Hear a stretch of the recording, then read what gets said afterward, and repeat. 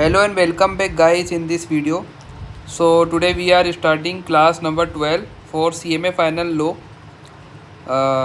आज हम स्टार्ट करने वाले हैं अपनी क्लास 12, जहाँ से हमने छोड़ा था वहाँ से हम वापस स्टार्ट करते हैं. आज हम कवर करेंगे section number 197 of companies act 2013. Class start करने से पहले मैं आपको एक 2-3 अपडेट दे देता हूँ.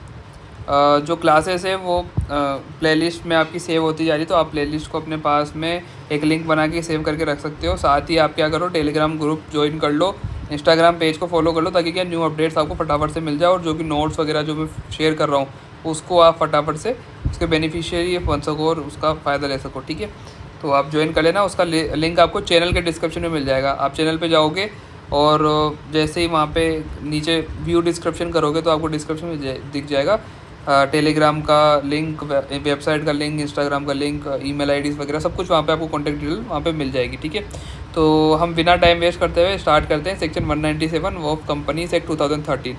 ये सेक्शन बताता है payment of remuneration to director and key manager person and disclosure. इसमें ओवरऑल मैक्सिमम लिमिट बताया गया है इस सेक्शन में कि भाई हम कितना पेमेंट कर सकते हैं, इनको कितना एक कंपनी पे कर सकती है एमडी को और मैनेजर पर्सन और के एमपी को. ठीक है, तो the overall manager remuneration to the director including managing director, whole time director, manager is summarise as under. ठीक है, ये तीनों के लिए बताया गया है. Where the company has defaulted in the payment to any bank PFI or non-convertible debenture or any secured creditor, prior approval of bank PFI shall be obtained special resolution if required.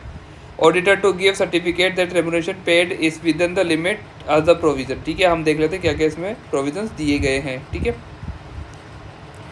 Persons entitled for remuneration. कौन कौन से person entitled है, देखो इसमें हम सबके बारे में बात करेंगे. डायरेक्टर्स के बारे में, मैनेजिंग डायरेक्टर के बारे में, अगर एक मैनेजिंग डायरेक्टर है और एक से ज़्यादा मैनेजिंग डायरेक्टर है. और काफ़ी अच्छी टेबल दी गई है आपके मॉड्यूल के अंदर ही, तो फिर इसी से हम रेफ़र कर लेंगे. Directors who are neither managing director और नोर होल टाइम डायरेक्टर, जो दोनों ही नहीं है उनके लिए कौन कौन सा होगा. Director who are neither managing director और नोर होल टाइम डायरेक्टर. ठीक है, तो मैक्सिमम लिमिट क्या है रेम्युनरेशन की एक फाइनेंशियल ईयर के अंदर. Director including managing director, whole time director, manager of public company, मतलब इसमें सब आ गए आपके ना, एमडी, WTD और जो अदर डायरेक्टर होते हैं वो है ना पब्लिक कंपनी के, ये सब आगे. इनका क्या रहेगा, 11% of the net profit of the company for that financial year. ठीक है, और इसमें क्या है, if remuneration exceed maximum remuneration in any financial year as provided under. अगर ये कब कब एक्सीड हो सकती है उसकी कंडीशन बताई गई कि company in general meeting subject to provision of schedule 5 में pay remuneration exceed 11% of net profit of the company. मतलब कि ये ना कंपनी पे कर सकती है 11% से ज़्यादा.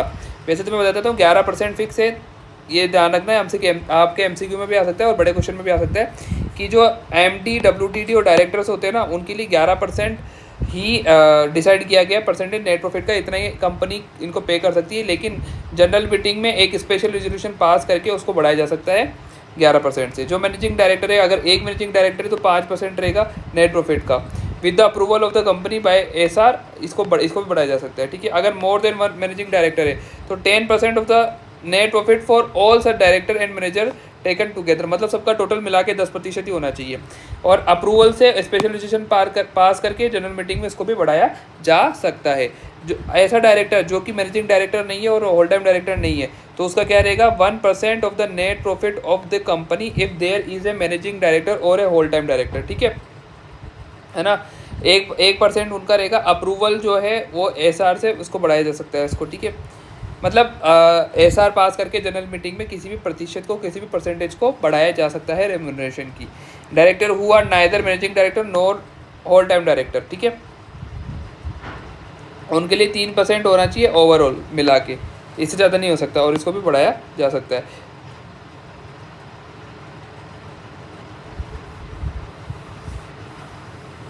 जो रेम्युनरेशन है वो एनी अदर कैपेसिटी का, जैसे मान लो कि एक तो होता है रेमुनरेशन की, जो आपकी मेन जो बेसिक सैलरी है फिर वगैरह जो आपको डिसाइडेड होता है, उसके अलावा भी डायरेक्टर्स को और अमाउंट मिलता है, जैसे कि सीटिंग फीस हो गई, या फिर कोई अलग से प्रोजेक्ट पे काम कर रहे हैं वो लोग, तो उसकी कोई अलग अलाउंसेस हो गए, तो उसके लिए भी बताया गया है। देखो, the remuneration payable to director of a company including managing director, whole time director और manager shall be determine in accordance with and subject to the provision of this section either by articles of the company resolution और articles so required by SR पास करके, ठीक है। इन तीनों के अंदर बताया जाएगा रेमुनरेशन के बारे में, ठीक है। The remuneration payable to director determined aforesaid shall be inclusive of the remuneration payable to him for the services rendered by him in any other capacity, ठीक है। रेमुनरेशन जो होगा वो उसकी किसी भी कैपेसिटी में मिला के टोटल ही माना जाएगा, ठीक है। Any remuneration for services rendered by any such director in other capacity shall not be included if services rendered are as professional nature. मतलब क्या है कि जैसे मान लो कि अगर डायरेक्टर अपने प्रोफेशनल नेचर की कोई सर्विसेज देता है तो उसको रेमुनरेशन में काउंट नहीं किया जाएगा। जैसे कि मैं आपको बता देता हूँ, एक CMA को एज एन डायरेक्टर हमने नियुक्त किया और वो कॉस्टिंग से रिलेटेड सर्विसेज भी देता है, कॉस्टिंग रिलेटेड सर्विसेज। तो ये जो कॉस्टिंग रिलेटेड सर्विस वो एक CMA का प्रोफेशनल नेचर हो गया है ना, सर्विस देने का। तो ये जो यहाँ पर जो अमाउंट पे होगा वो डायरेक्टर की रेमुनरेशन के अंदर इंक्लूड नहीं होगा, है ना।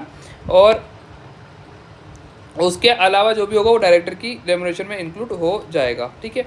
सिटिंग फीस जो होगी डायरेक्टर की वो कभी भी 1 लाख से ज़्यादा एक्सीड नहीं करेगी, ठीक है। इसको आप कहीं पे नोट करके रख लो। और MCQs में काफ़ी बार ये पूछा गया है कि सिटिंग फीस कितनी हो सकती है, ठीक है। A director may receive remuneration by way of fee attending to meetings of the board and committee thereof or any other purposes whatsoever as may be decided by the board, जो कि board द्वारा decided होगा। जो seating fees है वो 1 लाख रुपये पर meeting of the board or committee thereof से ज़्यादा नहीं हो सकती है। However for independent director and woman director the sitting fees shall not be less than the sitting fee payable to the other director. मतलब क्या है, बहुत सिंपल सा है, इन्होंने थोड़ा सा घुमा फिरा के लॉ की लैंग्वेज में लिखा गया है कि जो इंडिपेंडेंट डायरेक्टर और WTD वुमन डायरेक्टर होंगे, है ना, उनकी फीस अदर डायरेक्टर से ज़्यादा नहीं होगी। अदर डायरेक्टर की फीस कितनी है, 1 लाख, तो मतलब उनकी भी 1 लाख होने वाली है। दी परसेंटेज अंडर सबसेक्शन 1, मतलब यहाँ पर shall be exclusive of any sitting fees payable or to director for attending meetings of the board committee, है ना। मतलब क्या है कि जो सीटिंग फीस होगी वो एक्सक्लूसिव होगी रेमुनरेशन की। Remuneration is a different thing, मैं आपको फिर क्लियर कर देता हूँ। Remuneration and sitting fees both are different, ठीक है।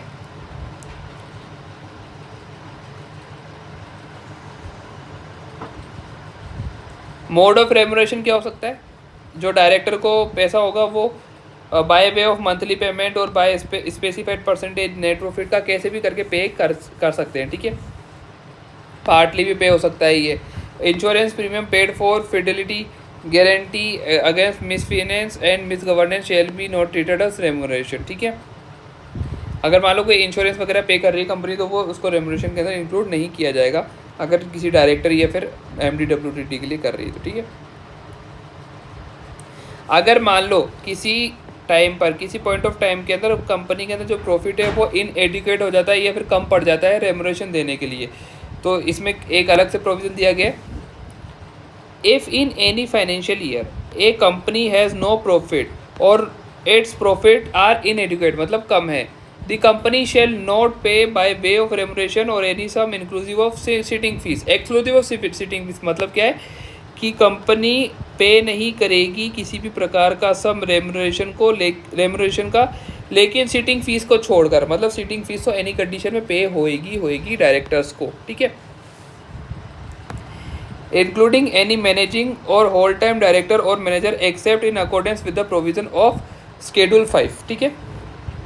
Schedule 5 के हिसाब से हम करेंगे, है ना।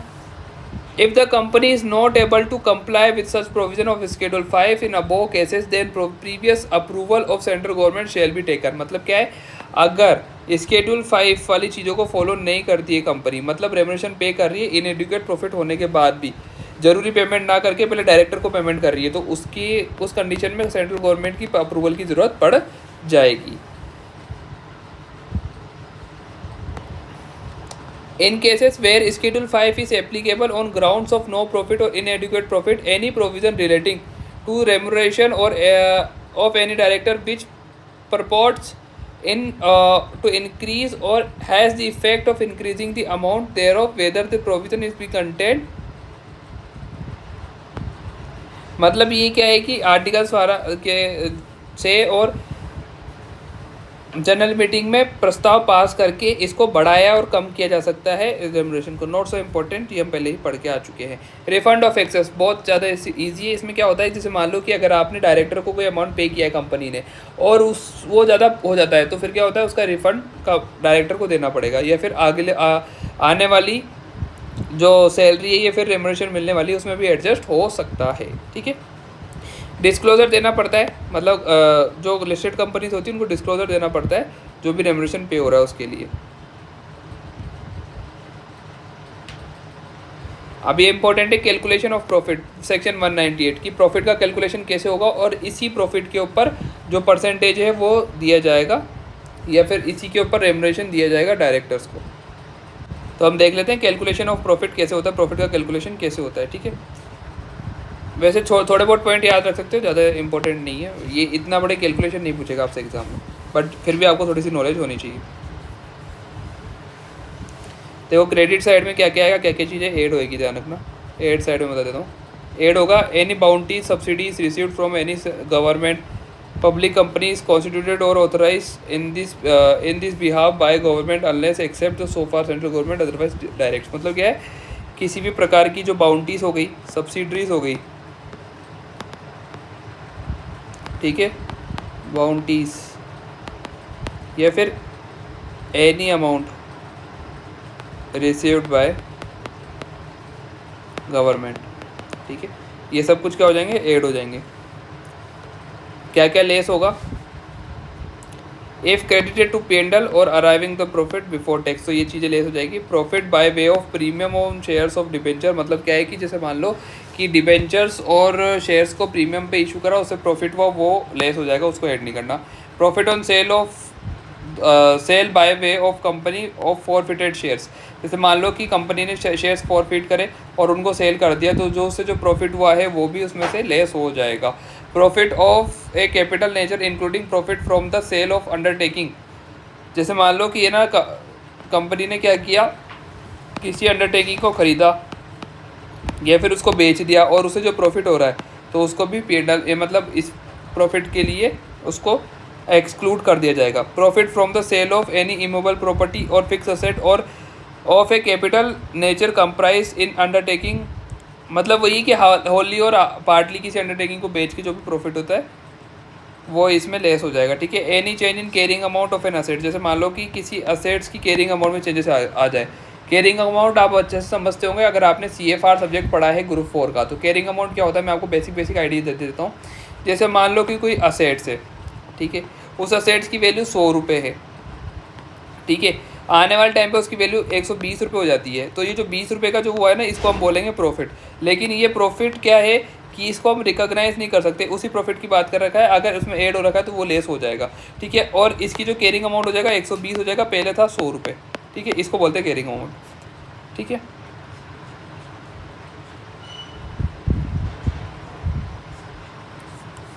ये सम भी डिडक्ट किए जाएंगे, जैसे मान लो कि all the usual working charges हो गया, डायरेक्टर का रेमुनरेशन हो गया, बोनस कमीशन पेड हो गया। ठीक है, इन सब खर्चों को डिडक्ट करने के बाद में जो प्रॉफिट आता है वो उसको अराइवल मतलब उसको ले लिया जाएगा। मैं बता देता हूँ वापस से एक बार। ठीक है, किसी भी प्रकार के मतलब ये तो है ना, जो ये मैं चीज़ें बताने वाला हूँ ये क्या है, अलाउड, ये चीज़ें तो अलाउड है। क्या क्या है, sums specified in section 198(4) shall be deducted. अब इसमें कौन कौन से सम स्पेसिफाइड किए गए, कोई भी यूजुअल वर्किंग चार्जेस हो गया, डायरेक्टर का रेमुनरेशन हो गया, बोनस कमीशन हो गया, paid or payable to any member of the company staff. ठीक है, any tax notified by central government as being, ठीक है, as being in the nature of tax on excess abnormal profit. ठीक है, ये सब चीज़ें आप पढ़ लेना, बहुत ज़्यादा बेसिक है, ज़्यादा रटने वाली चीज़ें भी नहीं है। अब मैं आपको बताता हूँ क्या क्या चीज़ें डिडक्ट नहीं करेंगे। इनकम टैक्स और super tax payable by the company, any compensation damages, loss of capital nature, ठीक है, any change in carrying amount, ठीक है। ये इन चीज़ों को आपको लिख के और याद कर लेना है, थोड़ा बहुत, ज़्यादा इन डेप्थ नहीं पढ़ना है इन सब चीज़ों को। Central government or company to fix limit with regard to remuneration, ठीक है। क्या क्या चीज़ें इसमें, दी सेंट्रल गवर्नमेंट और ए कंपनी में while according it's approval under section 196 to any appointment or to any remuneration under section 197 in respect of cases where the company has inadequate or no profit fixed the remuneration within the limits specified in this act, such amount or percentage of profit company considering the following। मैं बताता हूँ क्या होता है इसमें ना। अब इस सेक्शन में बताया गया है कि जो प्रॉफिट होगा वो इनएडिक्वेट अगर हो रहा है तो उसमें किन किन चीज़ों को ध्यान रखा जाएगा, ठीक है। तो financial position of the company, the remuneration or remuneration drawn by the remuneration or commission drawn by individual concern in any other capacity, the remuneration or commission drawn by him or any other company, ये सब चीज़ों को इसमें include कर दिया जाएगा, ठीक है। अब इसके बाद हमारा इंपॉर्टेंट सेक्शन स्टार्ट हो रहा है, power of the board. Very very important है, काफ़ी ज़्यादा एक स्टेट फॉरवर्ड क्वेश्चन आने के चांसेस इसमें रहते हैं। प्रीवियस अगर आप दिसंबर 23 या जून 24 का अटेम्प्ट देखोगे, पेपर को देखोगे, तो उसमें पावर ऑफ बोर्ड से रिलेटेड एक स्टेट फॉरवर्ड क्वेश्चन पूछा गया है। एक बोर्ड के पास में, बोर्ड ऑफ डायरेक्टर के पास में क्या क्या पावर दी गई है कंपनी के अंदर, वो इस सेक्शन के अंदर स्पेसिफाइड किया गया है। ये सेक्शन नंबर बिल्कुल आप सबको याद कर लेना है, section number 179, power of the board. The power of the director shell are co-existence with the company itself. The board of director of company shall be entitled to access all such powers and to do all such acts and things as the company is authorized to exercise to। वो सभी power का use कर सकती है board of director जो कि उनको provide की गई है। इस सेक्शन में ये बताया गया है, powers of the board are to be exercised collectively and no individual director. मतलब क्या है इसका, जैसे मान लो कि जो बोर्ड ऑफ डायरेक्टर का मीन्स क्या होता है, कलेक्टिवली सारे डायरेक्टर्स का मिलके कोई फैसला लेना कलेक्टिवली डिसीजन कहलाता है। अगर कोई एक सिंगल डायरेक्टर कोई अगर चेंजेस करना चाहता है तो वो नहीं कर सकता है, ठीक है, अनलेस स्पेसिफाइड अथॉरिटी, अगर कोई इसको स्पेसिफाइड अथॉरिटी नहीं मिलती है तो। Shall not have any powers of the board, however executive director being employees shall have powers as per regulation of the company. No regulation made by the company in general meeting shall invalidate of any prior act of the board। जो भी कोई भी regulation general meeting में valid invalid कर दी जा सकती है, ठीक है।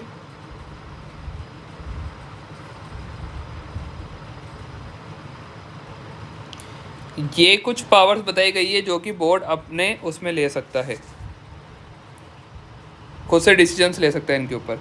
कॉल्स मंगवा सकता है शेयर होल्डर से जो कि अनपेड है उस पर, ऑथराइज कर सकता है बायबैक को अंडर सेक्शन 68 के अंदर, इशू कर सकता है securities including debenture where outside or inside India, borrow कर सकता है मनी, इन्वेस्ट कर सकता है फंड्स के अंदर, लोन दे सकता है, गारंटी प्रोवाइड कर सकते हैं। बोर्ड ऑफ डायरेक्टर ये काम कर सकता है, ठीक है, उसके बारे में बताया गया है।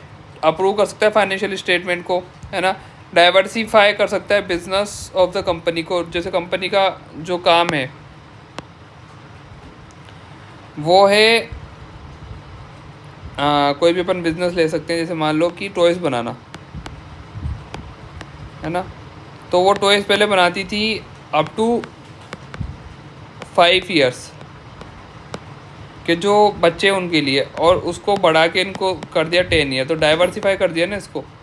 तो ये फिर अलग सेगमेंट के टॉयज़ बनाने स्टार्ट कर देना, ये फिर अलग कोई चीज़ बनाने स्टार्ट कर देना, तो ये डाइवर्सिफाई कहलाता है। और ये काम भी डायरेक्ट बोर्ड ऑफ डायरेक्टर कर सकता है। To approve amalgamation merger reconstruction, to take over company or acquiring control interest, any other matter which may be prescribe, ठीक है। Additionally rule 8 of the companies meetings of the board and its power prescribe certain more power. कौन कौन से powers है, जैसे मान लो political contribution करना, अपॉइंट करना केएमपी को, ये रिमूव करना या अपॉइंट करना इंटरनल ऑडिट को, ये सारे काम भी कर सकता है। Power to delegate certain powers of the board, board के पास पावर होती है कि वो अपनी पावर को डेलीगेट कर सकता है, ठीक है। और किस में कर सकता है, committee of the director, general managing director और द मैनेजिंग डायरेक्टर और प्रिंसिपल ऑफिसर, इनके अंदर कर सकता है। ठीक है, और इसके बाद हमारे पास में जो सेक्शन आता है power of the board, section 180 of the companies act. ठीक है, तो इसको हम नेक्स्ट क्लास के अंदर कवर करेंगे। इसके बाद बस हमारा कंपनीज लॉ थोड़ा सा और बचता है, कुछ एक इम्पॉर्टेंट चैप्टर्स और है, तो जो 2-3 क्लासेस के अंदर रेपअप हो जाएगा। और होप सो आपको क्लासेस सही लग रही है, तो फिर अच्छी लग रही है तो आप अपने फीडबैक अपने कमेंट हमारे कमेंट बॉक्स में दे सकते हैं, इस वीडियो कमेंट बॉक्स में दे सकते हैं, और साथ ही अपने फ्रेंड्स के साथ शेयर कर सकते हो। और मिलते हैं नेक्स्ट क्लास के अंदर, तब तक के लिए बाय बाय, थैंक यू।